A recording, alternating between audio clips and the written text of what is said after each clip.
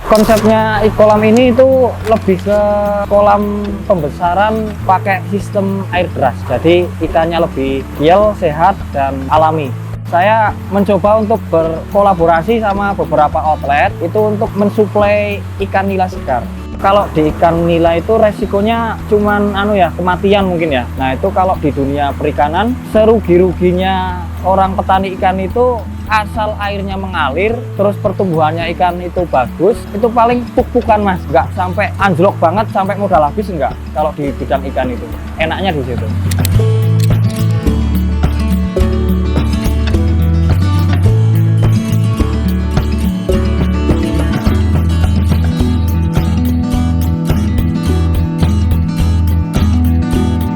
Perkenalkan, nama saya Rio Pratama dari Desa Wulungsari, Kecamatan Solomerto, Kabupaten Wonosobo. Saya di sini kebetulan berusaha di bidang perikanan, tentunya di pembesaran ikan nila dan supplier ikan nila. Dan saat ini saya berusia 24 tahun.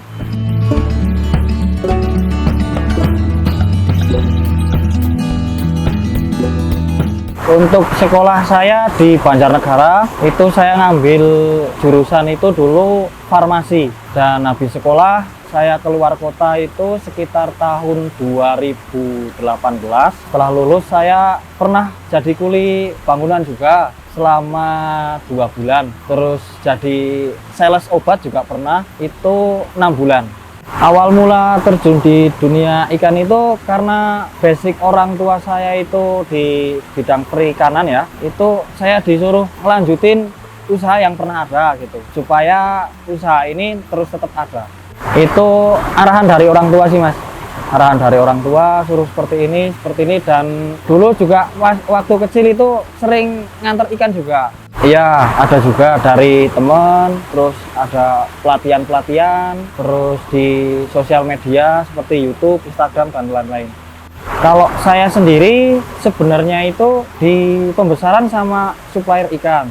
Cuman bapak juga ada di bagian pembibitan, kita saling kerjasama seperti itu.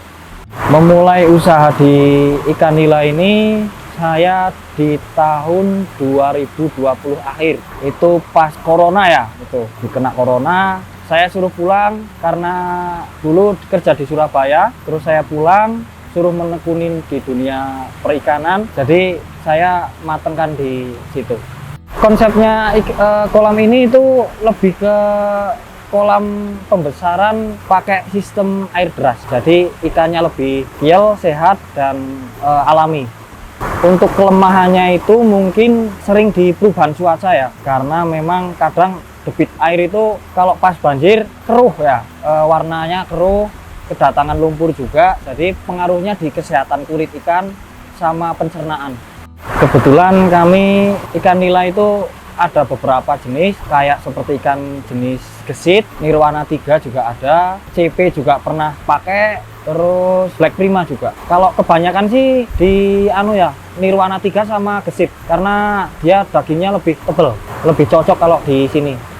Awal saya terjun itu 2020, itu saya masih belajar ya, tahap belajar. Saya cuman di bidang pembesaran. Jadi selama dari 2020 ke 2022 ini saya hanya melakukan pembesaran terus diambil tengkulak. Nah, terus saya mencoba untuk berkolaborasi sama beberapa outlet di Banjarnegara, Wonosobo, dan Temanggung, di kota-kota sekitar itu untuk mensuplai ikan nila segar mulai di tahun 2023 ini. Kalau untuk gagal panen itu, kalau di ikan nila itu resikonya cuman kematian mungkin ya. Jadi kita sering-sering penanggulangan di kayak kesehatan kulit, semisal perubahan cuaca itu memang sangat riskan sekali. Nah, itu kalau di dunia perikanan serugi-ruginya orang petani ikan itu asal airnya mengalir, terus pertumbuhannya ikan itu bagus, itu paling puk-pukan Mas. Jadi dari modal awal itu paling puk baliknya itu, nggak sampai anjlok banget sampai modal habis enggak. Kalau di bidang ikan itu enaknya di situ. Kalau tipsnya itu kita yang penting itu rutin ya dalam melakukan pakan setiap pagi. Misalnya rutinitas kita jam 8, jam 8 tepat waktu. Terus sore hari juga kita kasih makan juga harus tepat waktu. Terus juga kita jangan lupa untuk melihat cuaca juga. Kalau semisal cuacanya kurang bagus, juga kita mengikuti, jangan sampai oh cuacanya kurang, harus pakan segini nih. Jangan, nanti kan wah kita nanti mengalami kerugian di pakan. Jadi pasti ikan itu ketika cuacanya kurang bagus, makannya itu kurang. Nah, itu pasti ada sisa-sisa makanan yang kurang nggak makan. Jadi itu nanti menimbulkan kerugian. Kalau untuk yang ini, yang pembesaran kita itu panjangnya kurang lebih 12 meter, ada yang 15 meter, lebar 3 meter. Untuk kedalamannya itu kedalaman keseluruhan 2 meter, kedalaman airnya 180 meter. Ikan nila sendiri ini memang udah dari dulu ya, Bapak udah dari dulu. Jadi jenis ikan yang kita besarkan itu memang sudah apalah. Oh, ikan ini bagusnya pertumbuhannya di bulan ini. Ikan jenis ini cocok di cuaca seperti ini gitu. Jadi cocok juga untuk di cuaca, alam juga mendukung. Jadi maksimalnya di ikan nila.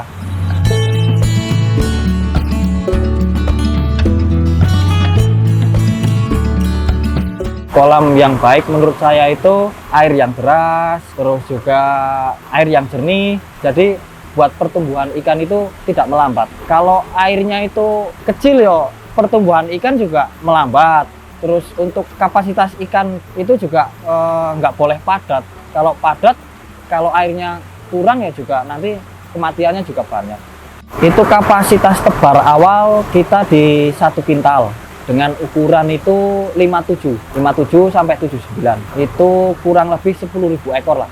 Masalah utama yang paling besar ya itu perubahan cuaca sih Mas. Itu memang kendalanya sangat besar sekali. Cuman masih bisa ditanggulangi sih, masih bisa. Jadi kita harus tahu ketika debit air masuk itu sangat besar. Nah, itu cara penanggulangannya harus seperti apa juga kita sudah bisa menganalisa lah. Walaupun masih ada beberapa ikan yang mati, tapi setidaknya itu tidak merugikan gitu. Jadi untuk masalah pemasaran, memang awal itu kita diambil tengkulak Mas. Jadi kita hanya tugasnya membesarkan ikan, sampai besar diambil orang ya gitu ya.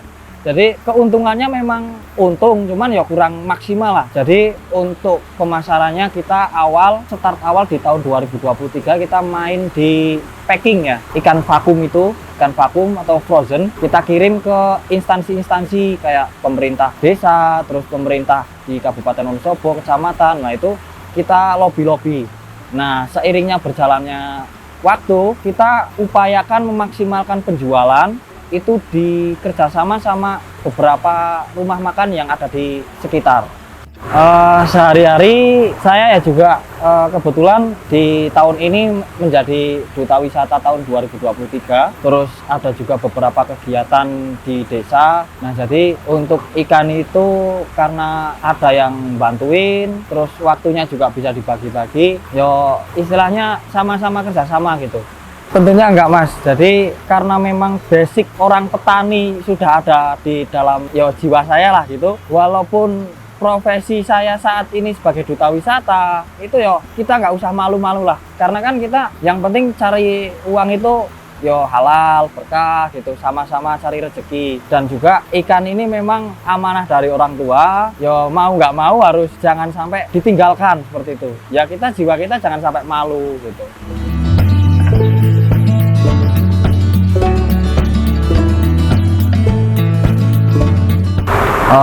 Awal mula ke rumah makan itu agak susah ya, perjuangan banget karena Mas, supplier yang lama itu memang sudah akrab dengan manajernya gitu kan. Jadi kita harus pinter-pinter marketing lah istilahnya ya, deketin manajernya. Terus mungkin kita tawarkan itu dari segi harga kurang cocok, kita tawarkan dari segi kualitas. Nah ketika kita bicara kualitas, jadi manajernya itu atau pihak kokinya harus mencicipi gitu kan. Nah oke, kita siap, kita coba kirimkan beberapa sampel, misalnya 1 kilo gitu untuk digoreng. Dan kalau cocok itu ambil, kalau nggak cocok nggak usah ambil, nggak apa-apa, karena kita bicara kualitas. Kalau bicara harga kita beda lagi. Kalau bicara harga murah belum tentu kualitas bagus, tapi dari kita harganya murah, kualitasnya bagus. Untuk proses pengirimannya Kita mulai start jam 3 pagi itu kita pembersihan ikan. Jadi ada yang pesen ikan nila belah punggung, ada yang ikan nila belah biasa, itu macam-macam tergantung permintaan. Jadi kita start jam 3 pagi, terus selesai kurang lebih jam 6 sampai jam 7. Habis selesai kita atur jadwal pengiriman sekitar jam 8, terus mulai pengiriman itu ke beberapa outlet yang ada di sekitar. Sebenarnya kemarin ada beberapa outlet ya, semenjak saya memulai ke rumah makan itu mulai terkenal kan, mulai di-up lagi. Jadi memang kapasitas yang kita miliki itu kurang begitu mampu. Jadi ya mau tidak mau kita ada penolakan. Tapi ke penolakan itu kita harus ada ke depannya, mungkin Pak bisa ngambil di tempat saya, mungkin sekitar kurang lebih 1 atau 2 bulan lagi kita siapkan seperti itu. Jadi tidak kecewa pelanggan itu. Jadi kita masih ada hubungan gitu. Untuk planning ke depan, harapan saya karena lebih fokus di supplier ikan nila segar. Jadi ke depannya itu saya punya beberapa outlet dan terus inovasi kayak ikan frozen, ikan yang udah diolah itu seperti ikan dibumbuin. Udah itu juga inovasinya seperti itu. Jadi pasarnya itu lebih luas seperti itu. Untuk kapasitas kolam otomatis nambah ya, karena permintaan pasar semakin besar, kita harus cepet-cepet lah istilahnya untuk melakukan penambahan kolam seperti itu.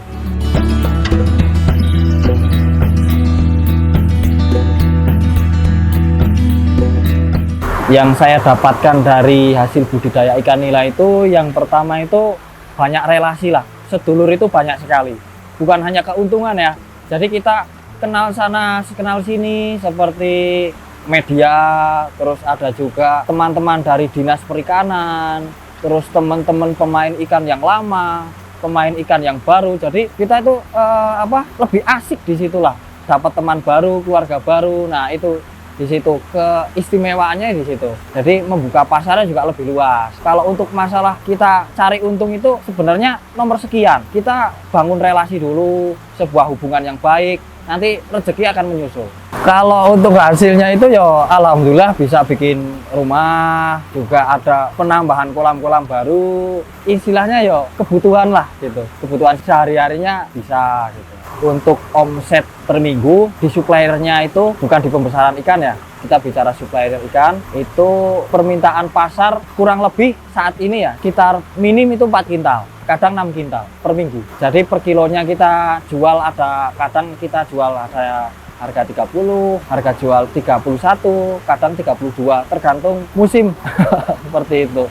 Modal awal dari tebar benih sampai pembesaran pakai pakan itu yo alhamdulillah omsetnya itu kalau kita hitung 1:1 yo misalnya modal pakan itu 10.300.000 lah, karena kan per kilonya kan itu 10.300 rupiah. Jadi kalau 1 ton, kalau kita ingin panen 1 ton itu yo modalnya 10.300.000. Jadi dari modal pakannya sendiri itu segitu. Kalau untuk bibit karena kita hitung ditaruh per kilo 30.000. Nah jadi kalau kapasitas 1 kintal itu berarti modal bibit itu 3 juta rupiah. Jadi total keseluruhan anggaran pertama itu kurang lebih 13.300.000-an lah untuk kapasitas panen 1 ton maksimalnya itu. Ya kadang masa panen juga kita nggak mesti sih ya dengan hitung-hitungan seperti itu, kadang panen 8 kintal, kadang panen 7 kintal setengah, 7 kintal, 9 kintal gitu. Jadi nggak mesti.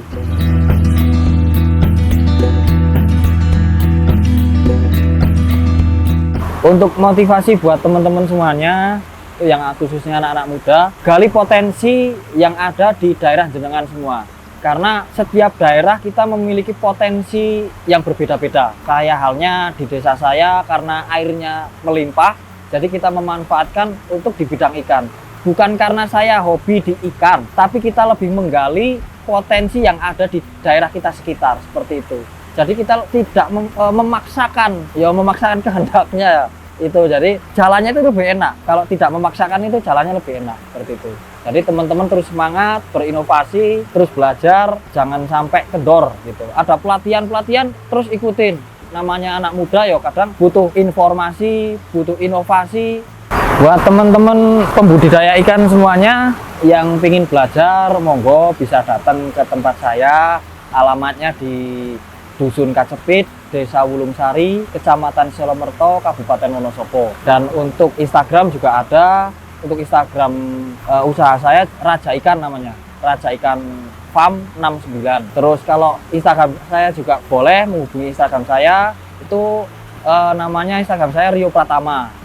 Terus kalau untuk nomor WA saya itu di 0812 1526 1435. Nah, jadi teman-teman nggak usah bingung, kalau pengen belajar tinggal ke sini hubungi saya dan nggak usah ngeluarin biaya. Tinggal ke sini kita silaturahmi sama-sama, terus sama-sama belajar lah, sama-sama belajar, diskusi buat kedepannya itu lebih baik lagi. Gitu. Seperti itu. Terima kasih. Terima kasih buat teman-teman semuanya yang telah setia bersama 1000 Mimpi, terus gali potensi atau mimpi-mimpi jenengan. Dan kalau ingin belajar juga jangan lupa berlangganan di 1000 Mimpi, karena di situ konten-kontennya banyak sekali tentang wirausaha. Jadi untuk anak muda juga cocok, kaula orang tua juga cocok. Jadi jangan lupa share video ini, terus berkarya di 1000 Mimpi. Terima kasih.